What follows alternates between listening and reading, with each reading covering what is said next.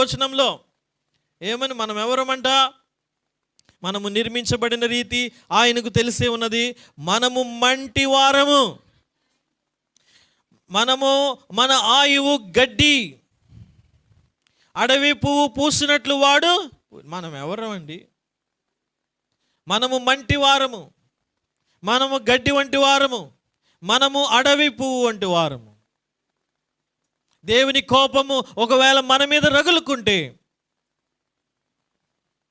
గడ్డి అయిన మనం, మట్టి అయిన మనము ఏమవుతాం? కనుక దేవుడు గడ్డి వంటి మనలను, అడవి పువ్వు వంటి మనలను, మట్టి అన్ని మనలను ఆయన కనికరం చూపుతున్నాడు, ఆయన దయ చూపుతున్నాడు. ఆయన దీర్ఘశాంతం, అంటే కోపమే రావట్లేదంటే నిన్ను చూస్తే ఆయన అంతగా ప్రేమిస్తున్నాడు. ఆయన కృపను నీకు చూపిస్తున్నాడు.